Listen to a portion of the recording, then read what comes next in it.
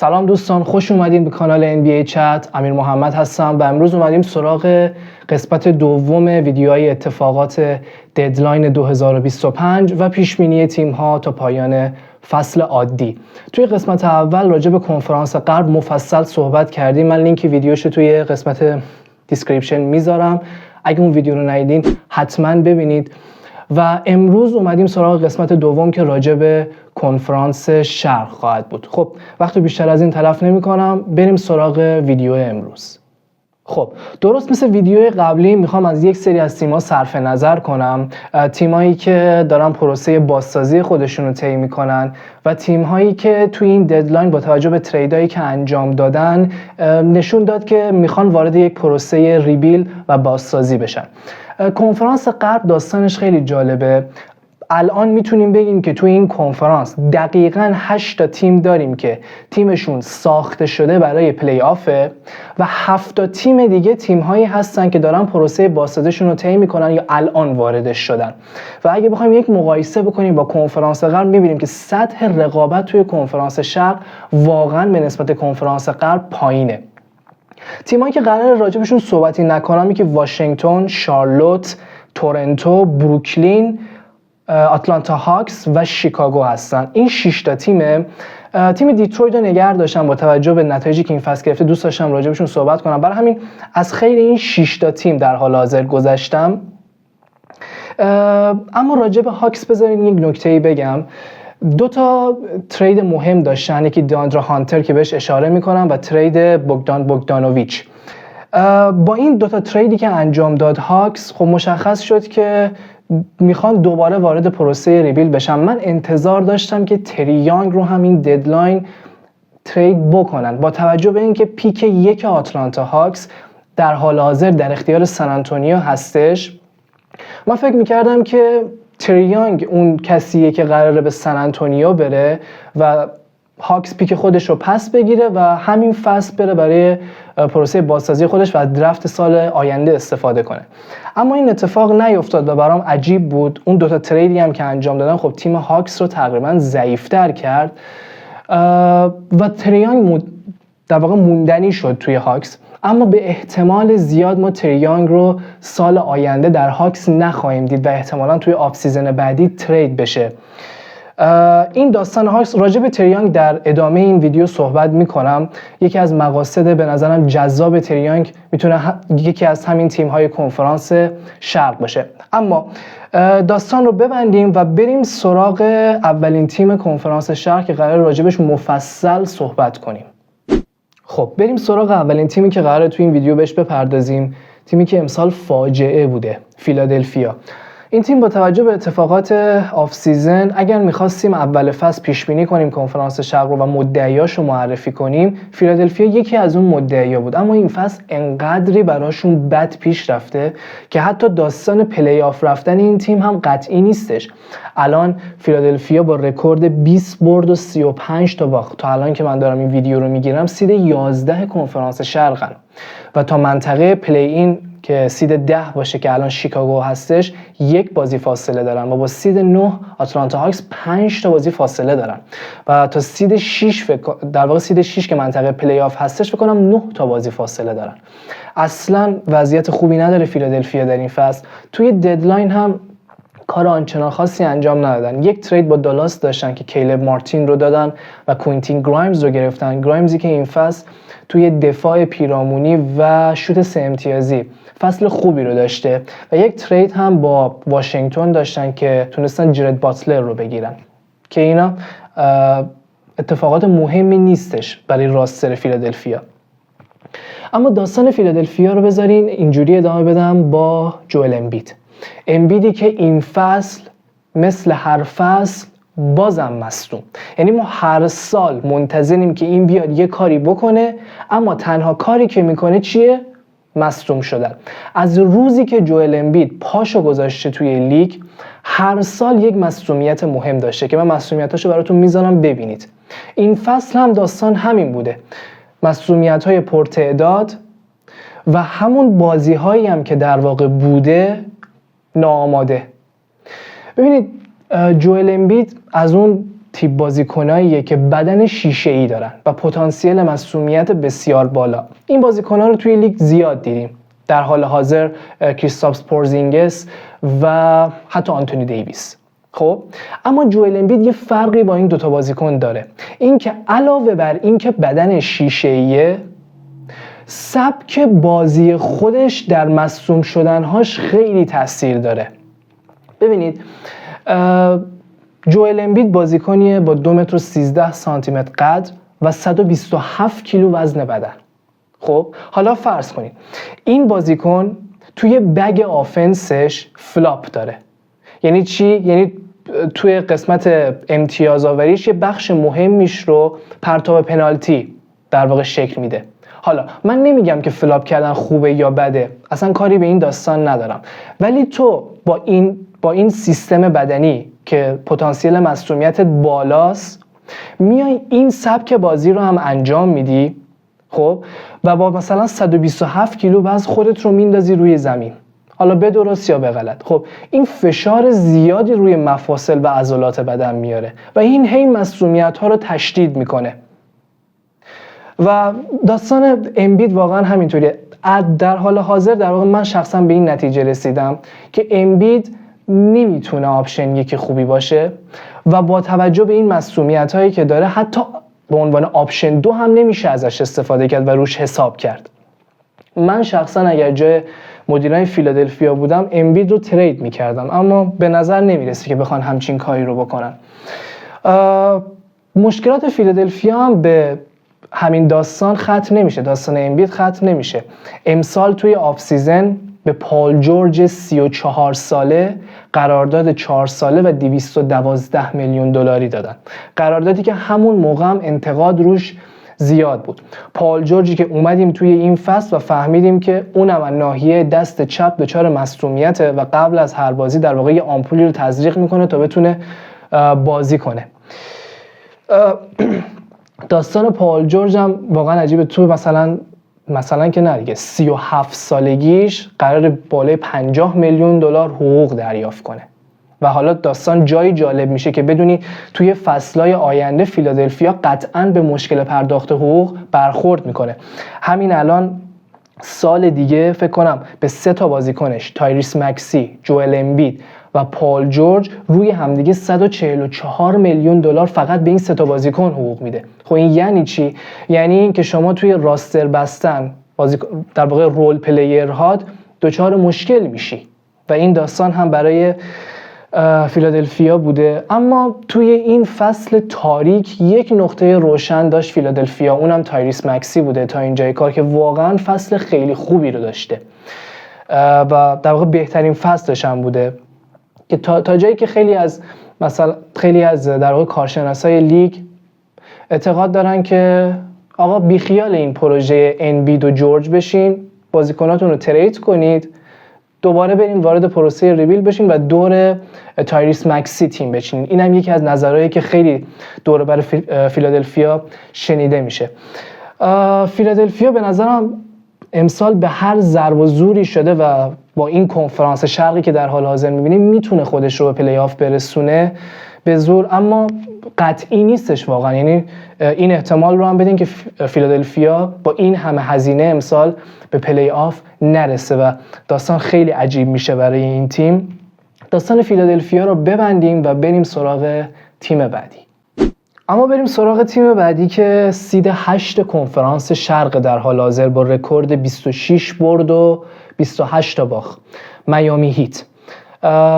میامی که مهمترین اتفاق این فصل رفتن جیمی باتلر بود، البته نه به شکل خوشایندی. جیمی باتلری که رفت و ما چند سال منتظر بودیم که کنار این جیمی باتلر یه سوپر استار یا یه استار ببینیم، اما ندیدیم. یعنی هر سال دور میامی این در واقع اخبار بازیکنای بزرگ بود، یه بازی داناوان میچل، یه بازی در واقع دمیان لیلارد، یه بازی حتی کوین دورنت، اما هیچ اتفاقی نیفتاد تا برسیم به اینجا که جیمی باتلر در این فصل در ددلاین از میامی جدا شد و به گلدن استیت رفت. حرکاتی که میامی توی ددلاین داشت، داوین میچل رو گرفتن. اندرو ویگینز و کایل اندرسون و جیمی باتلر رو از دست دادن.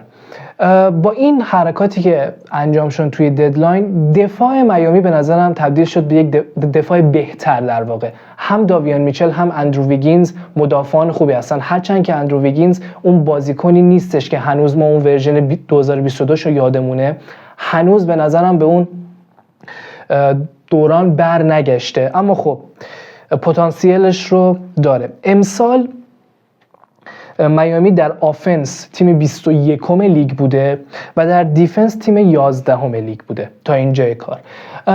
از آفنس در واقع تیم هیت بگیم که الان آفنسشون رو در واقع آفنس این تیم رو دادن دست تایلر هیرو و فصل خوبی هم داشته تایلر هیرو، اما آنچنان آپشن های زیادی در حمله این تیم نداره، مخصوصا که بمادبایو در آفنس امسال اصلا در واقع فصل خوبی رو نداشته و یکی از پایین ترین درصدها رو بین بیگمن ها توی منطقه پینت داشته بمادبایو، و مشکل اینه که بمادبایو توی دفاع هم این فصل اصلا در حد و اندازه ظاهر نشده و خیلی بد بوده در دفاع، یعنی در دفاع هم جزو بیگمنایی بوده که بدترین درصد فیلد گل دفاعی رو داشته.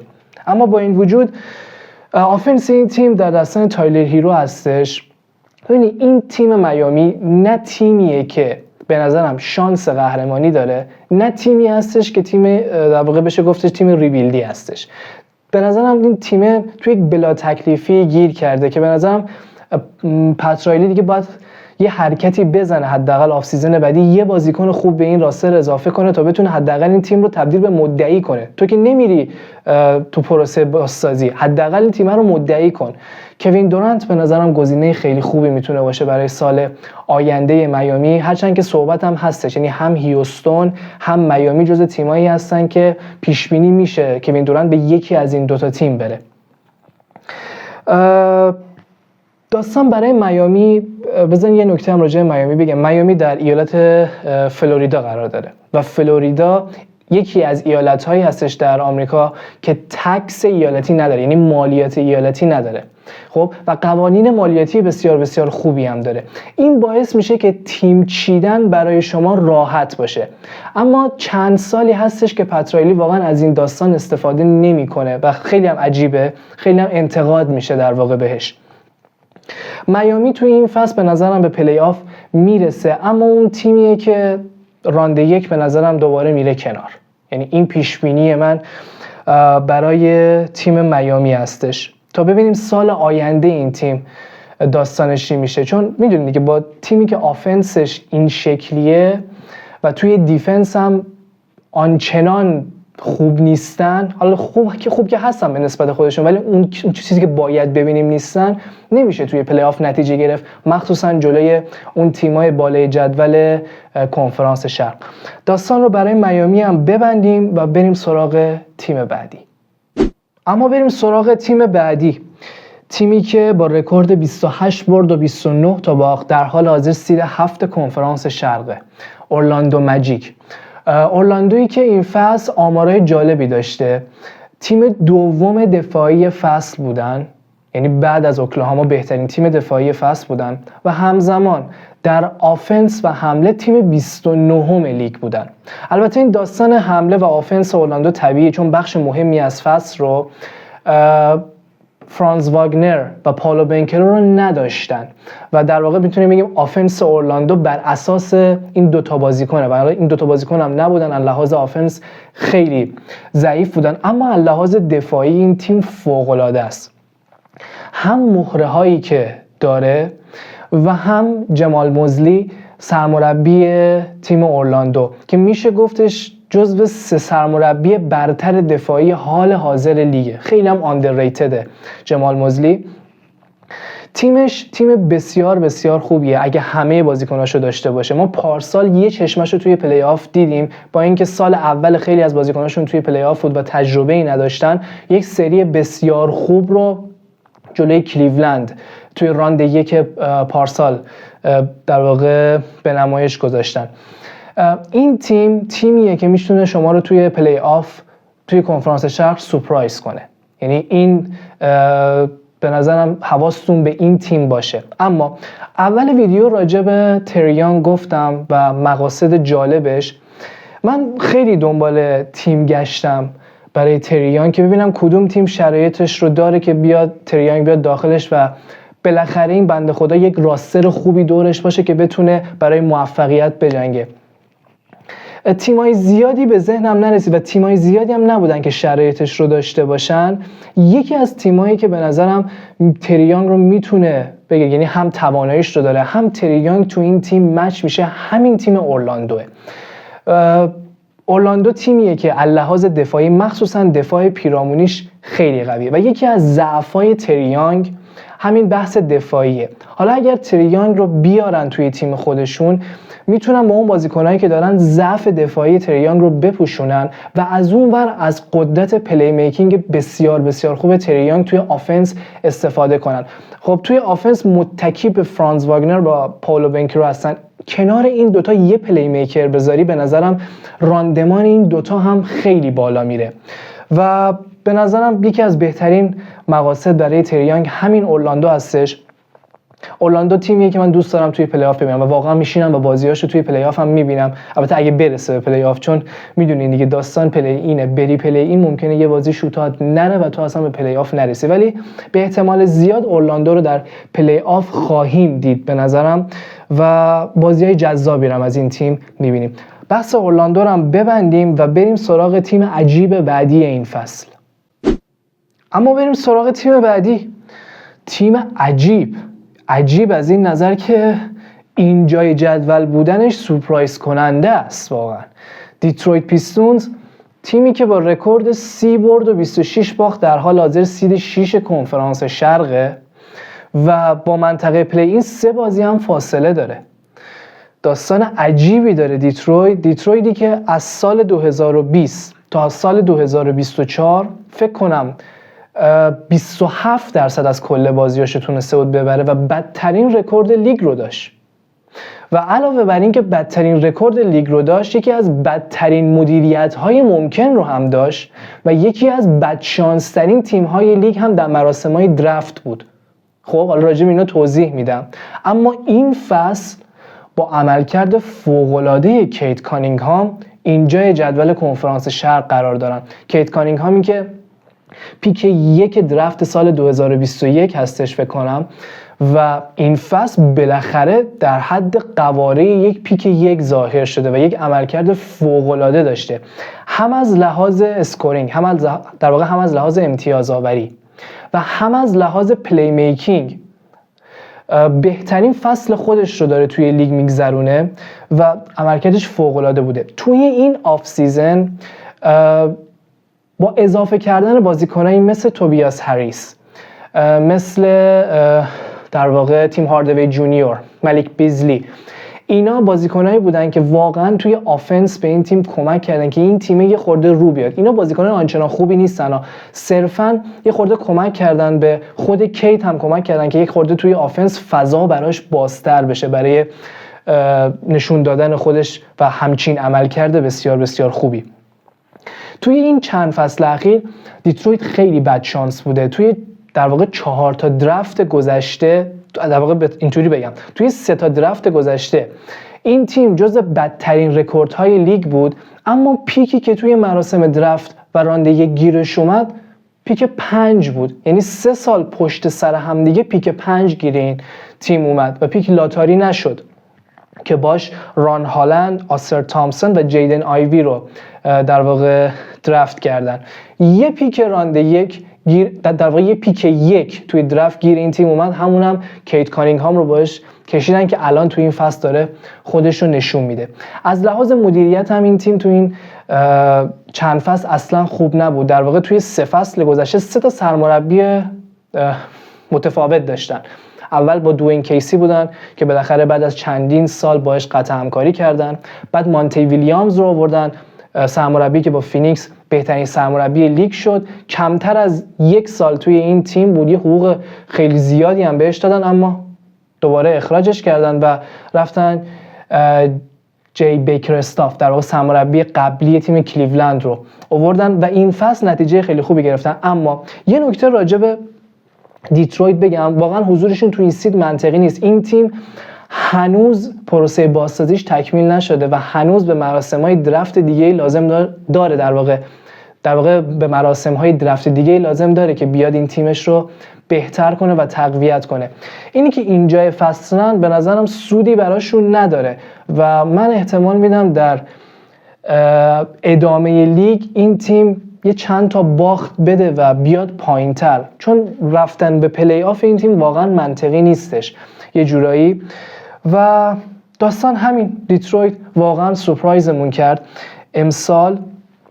و ببندیم داستان دیترویت و بریم سراغ تیم بعدی.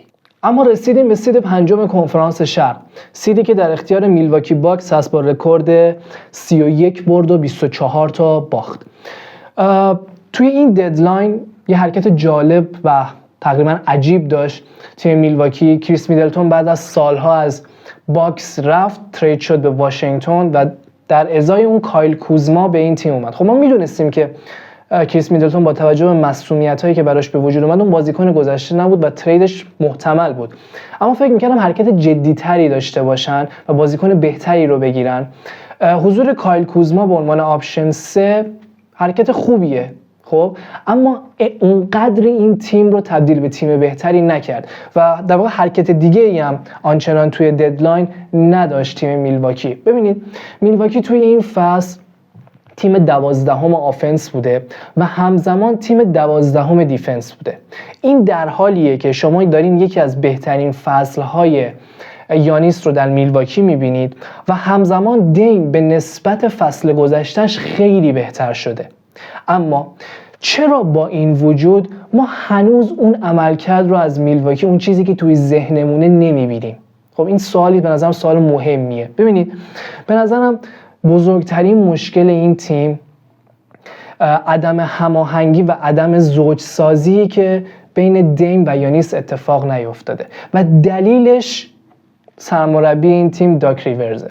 داک ریورز از نظر من اوورریتد ترین سرمربی حال حاضر لیگه و بدترین سرمربی لیگ برای تیم‌های مدعی هستش. خب داک ریورز یه قهرمانی توی لیگ داره سال 2008 با بوستون که شما هر کسی رو میذاشتی رو سر اون تیم قهرمان میشد با اون بازیکنایی که داشت. خب این سرمربی نتونسته هنوز که هنوزه در واقع یه شیوه بازی خوب برای دیم و یانیس پیدا کنه، تا حدی که هنوز که هنوزه داریم میبینیم وقتی یانیس نیست دیم خیلی بهتر بازی میکنه و وقتی یانیس میاد انگار دیم افت میکنه. این داستان برای میلواکی هستش و یه مشکل دیگه هم که این تیم دارن، رول پلیرهای این تیم اونقدر سطحشون بالا نیستش که این تیم رو تبدیل کنن به یک تیم بسیار مدعی. ببینید شما تو روی بنچت یک بابی پورتیس داری، بابی پورتیسی که اصلی ترین مهره بنچ در واقع باکس به حساب میاد. این بازیکن آیکیوش توی دفاع منفیه. خب حالا مثلا توی پست سنتر در واقع بروک لوپز رو داری، بروک لوپزی که هنوز بازیکن بسیار خوبیه اما 36 ساله شده، سنش رفته بالا و این داستان برای میلواکی هستش، عدم وجود رول پلیرهای خوب، این در واقع هماهنگ نبودن در واقع و هنوز اون زوج درست ساخته نشدن بین یانیس و دیمی که هنوز به نظرم قبول نکرده که آپشن دوم تیم میلواکی هستش و هنوز اون نقش خودش رو پیدا نکرده توی این تیم برای میلواکی تیمیه که توی پلی آف به نظرم در واقع میرسن به راند دوم، محتمل برسن، اما اگر این تیم فینال کنفرانس برسه به نظرم عملکرد خیلی خوبی داشته و من شانس فینال لیگ برای این تیم نمیدونم. فینال کنفرانس به نظرم سقف این تیم هستش. یه داستانی راجع به آینده میلواکی بگم، اگر همین در واقع همین شکل ادامه پیدا کنه نتایج میلواکی، ممکنه که یانیس از این تیم بره، یعنی این احتمال واقعا وجود داره، چون یانیس خیلی جاها گفته که من کریرمو توی میلواکی تموم نمی کنم. این یکی از مصاحبه‌هایی که من یادم مونده از یانیس، گفته بود که من تموم نمی کنم کریرمو تو میلواکی و اگر داستان همینطوری پیش بره و نتیجه نگیره این تیم، چند سال آینده، منظورم 2 سال آینده، باید داستان خروج یانیس از میلواکی رو هم خیلی جدی بدونیم. همه چیز راجع به میلواکی گفتم دیگه، داستانی نمون برای این تیم. بریم سراغ تیم بعدی. اما بریم سراغ سید 4 کنفرانس شرق، سیدی که در اختیار ایندیانا پیسرز هستش با رکورد 31 برد و 23 تا باخت. یه دونه باخت کمتر از میلواکی سید 5 دارن. ببینید ایندیانا تیمی بود که پارسال ما رو سورپرایز کرد، تیمی بود که رسید به فینال کنفرانس شرق.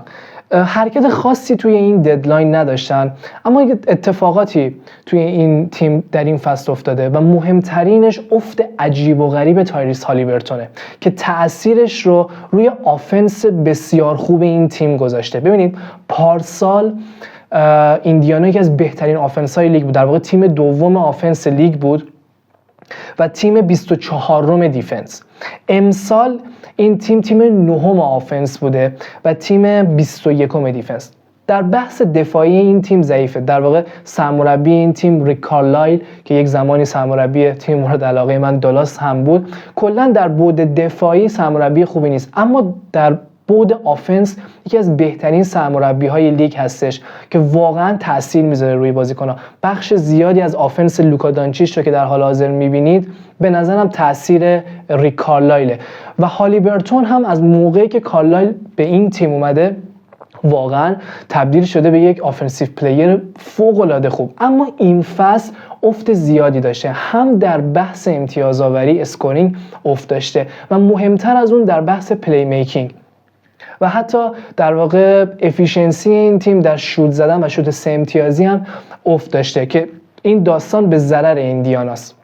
هرچند که ایندیانا 2 تا از بازیکن‌ها در واقع 2 تا از مهره‌های مهمش هم تو بخش مهمی از فصل نداشت، هم آرون اسمیت مصدوم بود، هم اندرو نمهارت. این 2 تا بازیکن به عنوان 2 تا بهترین مدافعای این تیم هم در واقع هستن، در واقع مصدوم بودن.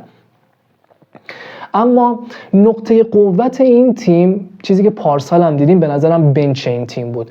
اوبی تاپین، تی جی مککانل، اینا بازیکن‌های فوق‌العاده خوبی هستن که بنچ ایندیانا رو تبدیل میکنن به یکی از بهترین نیمکت‌های لیگ که در واقع سکند یونیتشون، اون تیم دومشون واقعا چیز خاصی از تیم اولشون کم نداره و وقتی میان توی زمین این تیم افت آنچنانی نمیکنه. این داستان رو پارسال زیاد دیدیم.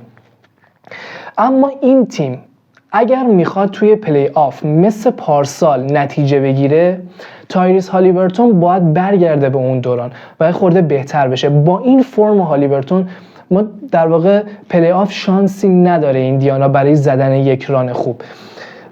راجع به ایندیانا هم همه چیز رو گفتم، در واقع چیز خاصی نداره این تیم، فقط تنها مشکلشون همون افت هالیبرتون هستش که باید ببینیم چه اتفاقی براش میفته. از ایندیانا بگذریم و بریم سراغ تیم بعدی. اما بریم سراغ تیم بعدی، تیم 3 کنفرانس شرق، نیویورک نیکس با رکورد 37 برد و 19 تا باخت که به نظرم نیویورک توی این سید تموم میکنه فصل و تو همین سید 3. توی ددلاین حرکت آنچنان خاصی نداشتن و در واقع نیویورک حرکاتش رو توی آف سیزن گذشته با آوردن میکل بریجز و کارل آنتونی تاونز زد. کارل آنتونی تاونزی که واقعا آفنس نیویورک رو به آفنس خیلی بهتری تبدیل کرده و خودش هم واقعا یکی از بهترین فصلاشو داره میگذرونه. در حال حاضر نیویورک تیم دوم آفنس این فصله و این تأثیر کارل آنتونی تاونز تو این تیمه که هم خودش داره عملکرد خوبی رو نشون میده، هم شکل بازیش باعث میشه که باقی تیم هم در واقع فضای مناسبی داشته باشن برای اینکه توی آفنس عرضه اندام بکنن. اما تیم 17 دیفنس لیگه. بذارین راجع به نیویورک در واقع این نکته رو بگم. توی ددلاین حرکت خاصی نداشتن، گفتم بهتون، اما من انتظار داشتم که این تیم بزرگترین نقطه ضعفش رو رفع کنه. ببینید توی آف سیزن گذشته نیویورک نیکس هارتنشتاین رو از دست داد و در واقع پست 5 این تیم و در واقع پینت این تیم خالی شد. الان در حال حاضر 2 تا سنتر داره این تیم، یکی همین کارل آنتونی تاونز که داره نقش سنتر رو ایفا میکنه و یکی در واقع میچل رابینسون دائم المصدومه. خب رابینسون که بحثش مشخصه، مصدوم همیشه، خدا هم مصدومه، اصلا روش اصلا نمیشه حساب کرد. و کارل آنتونی تاونز بازیکنیه که زیر سبد اصلا مدافع خوبی نیست. همین فصل هم اصلا مدافع خوبی نبوده و یکی از بدترین درصد فیلد گل های دفاعی رو توی منطقه پینت داشته. به صورت کلی نیویورک یک پینت اتوبان مانند داره که بیشتر تیم‌ها میتونن ازش به راحتی استفاده کنن. من فکر میکردم این مشکل رو که از آف سیزن براشون پیش اومد تا این فصل تا ددلاین در واقع رفع کنن، اما هیچ حرکتی رو نشون ندادن و این برای من شخصا خیلی عجیب بود. و اما یک مشکل خیلی مهم دیگه هم این تیم داره، اونم تام تیبدو سرمربیشه. تام تیبدو سرمربی بسیار خوبیه، مخصوصا در بعد دفاعی که از بهترین سرمربیای دفاعی لیگ توی چند سال گذشته، اما یک مشکل خیلی مهم داره، اونم تایم بازی که به بازیکنای تیمش میده. یه نگاهی بندازیم. میکل بریجز با 38 دقیقه میانگین بازی توی این فصل نفر اول توی بیشترین میانگین دقایق بازیه. برانسون 35 دقیقه، کارل آنتونی تاونز 35 دقیقه، اوجی آنانوبی 36 دقیقه که اوجی چند روز در واقع بیشتر از 22 روز فکر کنم 20 روز مصدوم بود و تازه برگشته، 36 دقیقه اون میانگین بازیش بوده و جاش هارتی که نزدیک به 38 دقیقه میانگین بازی داشته. این میانگین دقایق بازی بالا باعث میشه که نیویورک وقتی به پلی آف میرسه یک تیم فرسوده باشه و تیمی که بازیکناش پتانسیل مصدومیتشون خیلی بالاست به خاطر این فشار بیش از اندازه‌ای که بهشون توی بحث در واقع دقایق بازی توی فصل عادی بهشون میاد. این داستان رو پارسال هم در پلی آف داشتیم و این یکی از مهمترین مشکلات تام تیبدو هستش. خیلی ها میگن که مصدومیت دریک روز بخش مهمیش در واقع تقصیر تام تیبدو بوده و اون داستان میانگین دقایق بالای بازی که به بازیکناش میده. راجع به نیکس بگم که توی این فصل به نظرم با این وضع اوضاع پینت و این میانگین دقایق بازیکن‌ها که به احتمال زیاد این تیم توی پلی آف مصدوم میده دوباره، این تیم نتیجه آنچنانی نمیگیره و داستان اینجاست که این تیم اگر برسه به فینال کنفرانس شرق به نظرم سقف توانایی‌های این تیم بوده، در واقع بهترین نتیجه ممکن رو گرفتن. اما من بعید میدونم نیویورک از اون تیمایی که من به نظرم راند 2 اوت میشه، اما باید ببینیم در آینده چی کار میکنن. هرچند پیک آنچنان زیادی هم در اختیار این تیم نمونده و داستان بهتر کردن این تیم مخصوصا پینتش یه خورده سخته برای این تیم، ولی خب نیویورک مقصد جذابی برای خیلی از بازیکناست، شهر فوق‌العاده مخصوصا بحث مارکتینگ و باید ببینیم چی میشه. چیزی دیگه راجع به نیکس به ذهنم نمیرسه که بگم. بریم سراغ تیم بعدی. اما بریم سراغ تیم بعدی، سید 2 کنفرانس شرق باستن سلتیکس با رکورد 40 برد و 16 باخت. تیمی که همچنان مدعی اصلی کنفرانس شرق و به نظر من مدعی اصلی قهرمانی این فصل هم همچنان تیم باستن سلتیکسه. ببینید این تیم توی ددلاین حرکت خاصی نداشت، البته لازم هم نبود، واقعا راستر این تیم تکمیله. اما اگه بخوام راجع به این فصل باستن سلتیکس صحبت کنم، ببینید این فصل اون صلابت فصل گذشته رو ندارم. این فصل گذشته باستن سلتیکس تیم 1 آفنس لیگ بود و تیم 3 دیفنس و کلن هم تو کل فصل 18 تا باخت داشتن. اما این فصل با اینکه همچنان هم توی آفنس هم توی دیفنس جزو 5 تیم برتر لیگن، یعنی توی آفنس تیم 4 و توی دیفنس تیم 5، اما شرایطشون نسبت به فصل پیش یه افتی داشته و تا اینجای فصل هم 16 تا باخت داشتن. اما این راستر انقدر قدرت و کشش داره که همچنان به نظر من توی شرق تیمی نداریم که بتونه به چالش بکشونه باستن سلتیکسو. ببینید این تیم بهترین استارتینگ 5 لیگ رو داره، یعنی بهترین استارترهای لیگ رو داره. بک کورت این تیم جرو هالیدی و دریک وایت و فرانت کورت این تیم جیسن تیتم، جیلن براون و کریستاپس پورزینگس. ببینید این 5 تا بهترین استارترهای لیگ توی یک تیم هستن. این تیمی رو پیدا نمی‌کنین که انقدر کامل و تکمیل هم توی آفنس هم توی دیفنس باشه. و داستان اینجاست که این 5 تا بازیکن واقعا هر کدومشون پتانسیل در واقع پتانسیل اینو دارن که آل استار بشن، آل ان بی ای بشن یا آل دیفنسیو تیم بشن. یعنی این پتانسیل وجود داره. حالا داستان چیه؟ داستان اینه که علاوه بر استارترها باستون سلتیکس بنچ خوبی هم داره. یعنی همین امسال پیتون پریچارد در واقع اصلی ترین کاندید سیکس من ساله به نظر من و این فصل داره فوق‌العاده کار میکنه و از بنچ میاد و به تیم کمک میکنه، مخصوصا توی بعد 3 امتیازی واقعا یکی از بهترین های لیگ بوده پریچارد. توی بحث بیگمن ها کریستاپس پورزینگس رو به عنوان استارتر دارن، بکاپش میشه بیگ ال، در واقع الارفورد، و اون هم میدونیم با اینکه سنش رفته بالا از لحاظ دفاعی واقعا یک وزنه‌ایه توی تیم باستون سلتیکس. ما پارسال توی ران قهرمانی دیدیم که چه تأثیر دفاعی وحشتناکی داشت. و سم هازر اون هم یکی از بازیکناییه که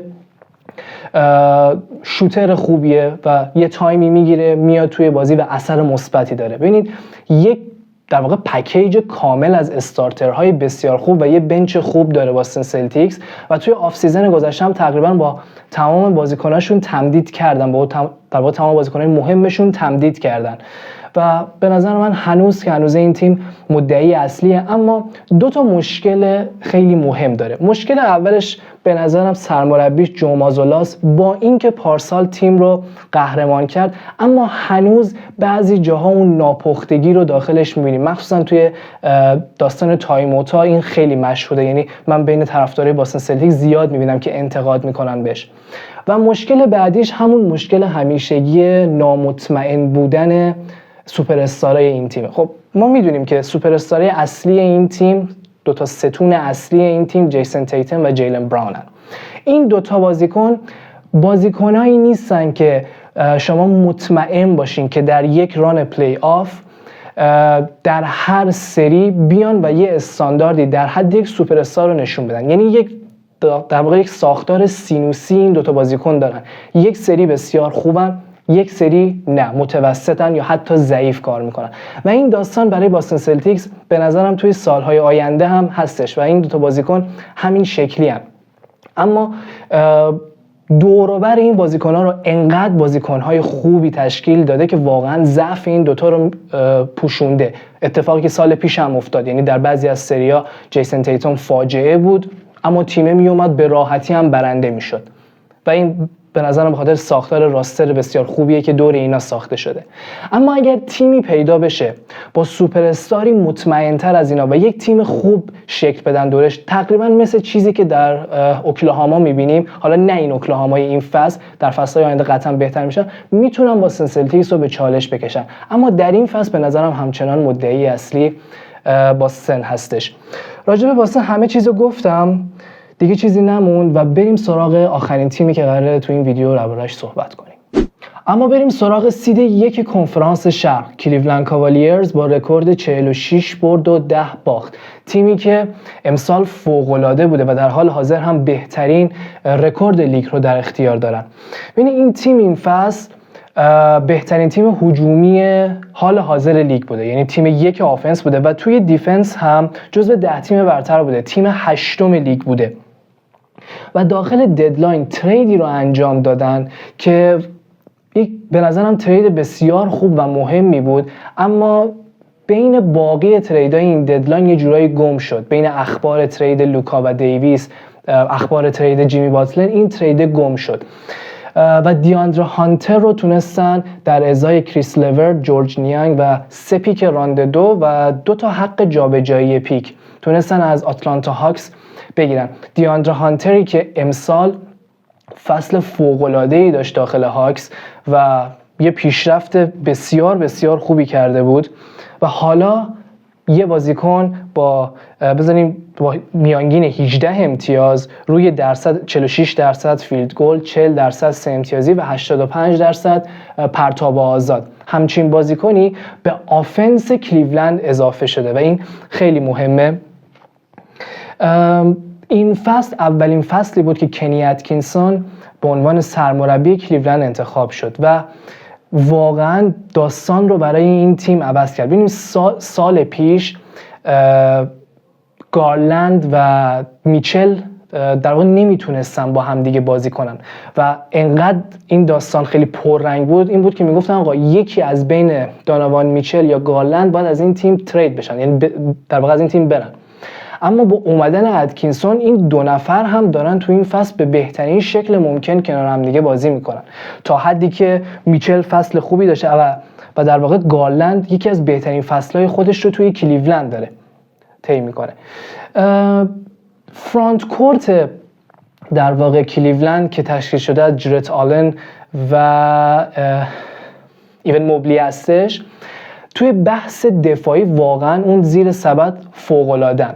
اما به نظرم مشکل اساسی که کلیولند شاید تو این فصل و در پلی آف بهش دوچار بشه اون مشکل دفاع بک‌کورت این تیم و گاردهای تیم. خب ما میدونیم دانوان میچل و داریوس گارلند مدافعای خوبی نیستن و با توجه به فیزیکی که دارن نمیتونن مدافعای خوبی هم باشن و ممکنه کار کلیولند گره بخوره. اما این فصل یه جورایی هستش که بگیم توی این کنفرانس غربی که در واقع این کنفرانس شرقی که شرایطش این شکلیه، این کلیولند بتونه یک ران خوب بزنه و تا فینال کنفرانس برسه و شاید برای باستن سلتیکس مشکل ایجاد کنه. یعنی من این پیش بینی رو هم میتونم بکنم که کلیولند امسال تیمش انقدر خوب هستش که بتونه حالا به چالش بکشه تا حدی. شانس بردن باستان رو براش خیلی کم میدونم، کمتر از 5% میدونم، اما میتونه واقعا اذیت کنه باستن سلتیکس رو. راجع به کلیولند هم حرفی نمیمونه، داستان این ویدیو رو هم تموم کنیم. امیدوارم از این ویدیو لذت برده باشین. اگر این ویدیو رو دوست داشتین حتما لایکش کنین و دکمه سابسکرایب هم بزنین که هر موقع ویدیوی جدیدی من آپلود کردم بتونین بیان و نگاه کنید. حتما هم برام کامنت بذارین، اگر جایی رو من اشتباه کردم حتما بهم بگین و اگر جایی نظرتون مخالف با نظر من بود حتما توی بخش کامنت ها بهم بگین و اینکه بگین که چه ویدیوهایی رو دوست دارین در آینده ببینین، چه موضوعاتی رو دوست دارین، من حتما راجبش ویدیو درست میکنم. تا ویدیوهای آینده، خدا نگهدار.